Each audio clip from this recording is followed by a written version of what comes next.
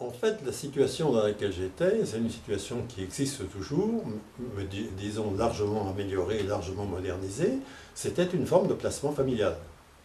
C'était un placement familial et après tout, c'était le métier de ma mère, hein. Elle, elle accueillait des enfants qui étaient des enfants d'assistance publique, parce que les DAS d'aujourd'hui, ça s'appelait assistance publique. Ce qui fait que pendant les 10 ans où j'ai vécu chez elle, avant que j'entre au lycée, j'ai vu se succéder souvent des nourrissons, c'est-à-dire des bébés de la naissance à 2 ans, qui, selon les politiques de l'État de l'époque, pouvaient rester plus longtemps, jusqu'à 10 ans ou même jusqu'à 13-14 ans, ou qui, au contraire, pouvaient être retirés. Ce qui fait que j'ai vu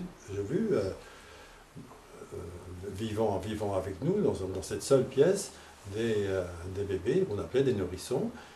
Par contre, certains sont restés. J'ai eu en particulier un frère de lait que je considère toujours, il est mort il y a quelques années, j'ai considéré comme mon frère, et qui a failli d'ailleurs être adopté en même temps que moi. C'est un autre épisode sur lequel je m'expliquerai, parce que je n'ai pas été adopté, et lui non plus. Et pour moi, c'était mon frère. C'est-à-dire que l'attachement que j'aurais pu avoir pour des frères et sœurs que je n'ai pas connus, et ça c'est aussi un point important de mon parcours et d'une forme de stigmatisation, c'est que je ne sais toujours pas si j'ai eu des frères et sœurs. Vraisemblablement, j'ai eu des frères et sœurs, mais je n'en ai aucune trace, je n'ai aucun moyen de le savoir, et je dirais que j'en ai fait mon deuil. Mais c'est tout de même un point important aussi d'une histoire de vie. Et c'est donc tout naturellement que j'ai reporté l'affection que j'aurais pu avoir pour un frère ou pour une sœur, je l'ai reporté sur mon frère de lait. Il avait 2 ans de moins que moi, et aujourd'hui encore, tenez, dimanche prochain, je reçois chez moi comment dirais-je, sa fille qui est ma filleule, et puis son mari, et pour aller plus loin encore dans la vie, j'ai eu la chance d'avoir une petite maison de vacances en Vendée. Tous les ans, quand je suis rentré à Paris, ils s'installent dans ma maison de vacances, ils sont chez eux. Et j'ai avec eux des liens qui sont exactement les liens qu'on aurait à l'égard d'un frère légitime, si vous voulez, ou biologique, ou une sœur biologique.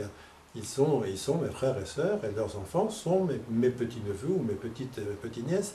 Et pour moi, c'est quelque chose de très fort que la notion d'attachement, et l'attachement que l'on peut avoir à l'égard de quelqu'un ou de personnes, d'enfants, de personnes ou d'adultes, qui n'ont rien à voir avec le lien biologique, mais qui vous apportent une forme d'affection et qui, comment dirais-je, compense un manque que vous avez pu éprouver à un moment donné.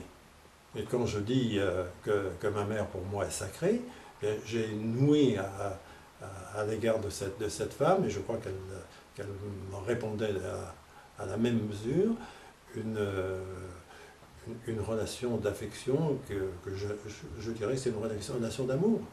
Je n'irai pas jusqu'à la dire, mais je crois que je peux le penser quelquefois, qu'elle est probablement la femme la plus importante de ma vie.